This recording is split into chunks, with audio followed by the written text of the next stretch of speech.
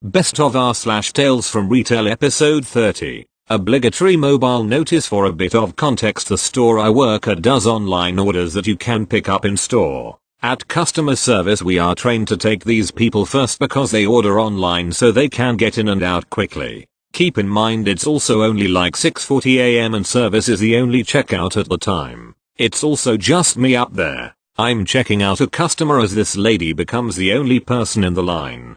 Just as I'm finishing up with the customer I'm helping, a gentleman enters the online pickup line. As per policy, I call him up first. This lady then huffs and says, "Am I going to get checked out or am I just going to stand here all day?" Following which he just walked off somewhere. Come on lady, you were in line for less than a minute. How is it possible to be that impatient? You would have just had to wait another minute at most. Edit. Yes, I realize that it is completely BS. But usually we do have more people. I wholeheartedly agree with first come first serve rules. Thank you. Next. Just a funny situation that happened at work today. We are a toy store and sell karaoke machines. One is a white machine with a disco light on top that comes with one microphone and a spot to add an additional one. Another is a black one with a disco light on the front and comes with two microphones. A customer and their family were looking to get a karaoke machine, but didn't know which one to get. They brought the white one up to the registers and asked me what the difference in the disco lights is between the white one and the black one. They also wanted to know if the microphones that come with each machine are wired or wireless. A coworker brought over the black one so we could compare. Eventually they decided to get the white one. I sell it to them, they pay, I put it in a bag, and they leave. I place the black one on the floor and ask someone to put it back on the shelf for me since there was a line at the registers. About 20 minutes later, no one has taken the black one back, so I flag a coworker down and hand it to him.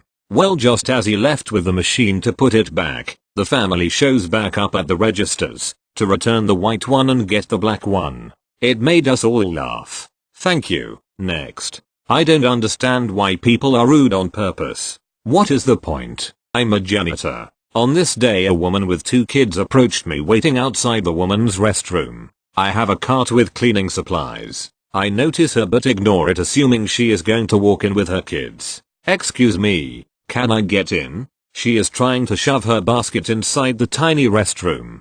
Sorry, that won't fit inside, is my response. I don't want that large cart stuck inside nor the possibility of items being stolen. Also, just not cool to shove a shopping cart in such a small space. I've done it before, the woman muttered under her breath. My thought was that she was being very rude.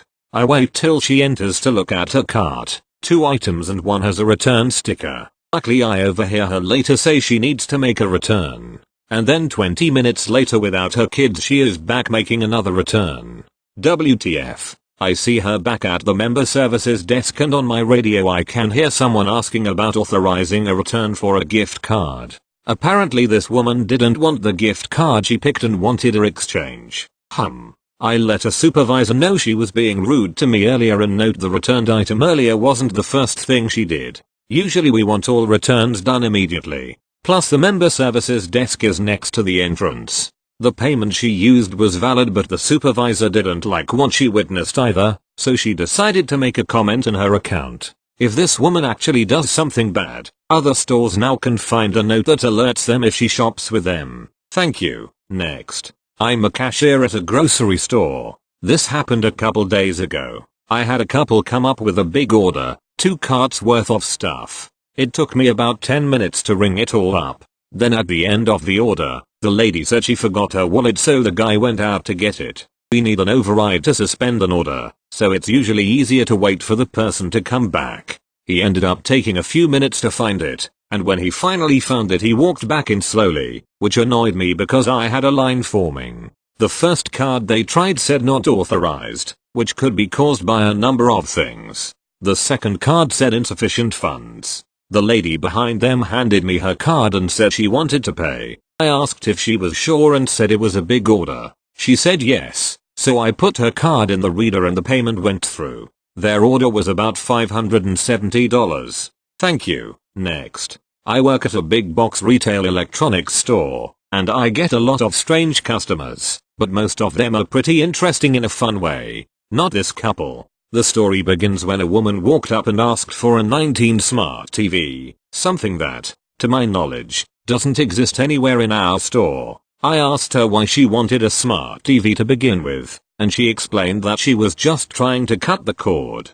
Perfect. That's a super simple fix. I suggest that instead of spending the money on a whole new TV, she might be better off going with a Roku or a Fire Stick, as they'll work with her current TV and give her the functionality she's looking for, so we head that direction. As we get to the streaming aisle, her husband walks up.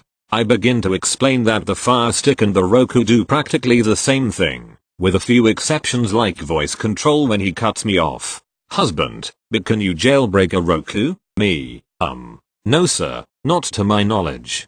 Husband, so they don't do the same thing then? Me, I suppose that if you're including their potential for illicit activity. No. Husband, why would you say they do the same thing? Me, sir, you understand that jailbreaking a Fire Stick is illegal, correct? I can't very well advertise that feature when discussing the differences between the two products. By default, they both have access to the same programs and services, which is what I meant. Husband, well aren't gonna pay for all of those extra services, so we'll take the Fire Stick. I let them check out at the front. I was too shocked, perplexed, and amused to deal with them anymore. I thought you all would appreciate how moronic that interaction was. Edit. I've been informed by pretty much everybody that the jailbreaking of the Fire Stick itself isn't illegal, so I wanted to clarify that while the act of jailbreaking, or, in this case, sideloading, itself is not illegal, the customer explicitly told me he intended to use it to watch otherwise paid content without paying for it, which is illegal.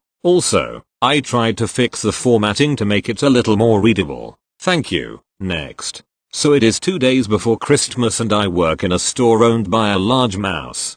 Despite being in at 9 this morning after finishing at 10 last night, I was in a relatively good mood this morning. There was very little stock left in the stock room and I knew we were probably going to be completely swamped by the afternoon. But little did I know that the worst was to come. There are 4 tills on the ground floor, 3 upstairs on the first floor and 2 in the basement. Normally in the mornings basement will barely have any transactions. First will have a few and ground will have more. At Christmas this obviously increases but is still manageable with the same amount of people until lunchtime. But today, today the first transactions started to approach the tills and they took forever to load.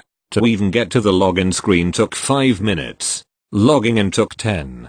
Card transactions were taking another 5. This has happened before. It's a pain but we apologize and try and take cash more. Except then some of them stopped letting us log in at all. My till got stuck on a loading screen for 4 hours. Only 2 tills in the whole building could accept cards. And the queue just kept building. It got to a point that the queue had snaked down to the back corner, winded around the plush fountain, then worked its way back up to the front of the store. We were panicking. We had absolutely no reason for why this was happening. We had called IT but the issue seemed to be affecting the whole street. At this point the wait time is about 30 minutes for cards. People are getting pissed. One person shoved their product at one of the girls on the floor and calls her a stupid bitch before storming out. We are repeatedly apologizing to people in the queue. Eventually the managers get some spare tills out so we can have a cash float and tell us to do manual receipts. None of us had ever done them before. We had to write the individual UPCs down for each item and calculate the total. We also ran out of large bags of any style. So not only were people queuing for so long, they would get to the top and be told we had nothing to put their dinosaur action figures into. I don't think I have ever been as stressed in my life. And my voice is now hoarse from shouting anybody paying in cash over and over again. God knows what tomorrow will be like. Merry Christmas to me I guess. Thank you. Next. I've only been at the place I currently work since October and I've already had a few Karen type characters. This Karen in particular was only buying one item so making the transaction difficult was an impressive featuring on her half I'll give her that. I don't remember the item but it was £3.99 and she was paying with her card so no big deal. Currently and at the time this happened though we have a new feature on trial that's on the card readers where the screen asks you if you want to make a charity donation. It basically just rounds the price up to the nearest pound, so it can be anything from 1p to a 99p donation. We're instructed not to talk about the trial in detail, and we just need to tell the customer about the question on the screen. So when it comes around to the question for Karen, after tilling in her £3.99 item, it asks her for a 1p donation, and I instruct her to read the screen. She skims over the screen and clicks the green button for the donation, and I think nothing of it, but after she sees her total come up as £4.00, she questions the price of her item, so I tell her that she donated a penny, and this is where she gets cross. Karen, but the screen said green for no. Me, it shouldn't say that. Green is yes and red is no.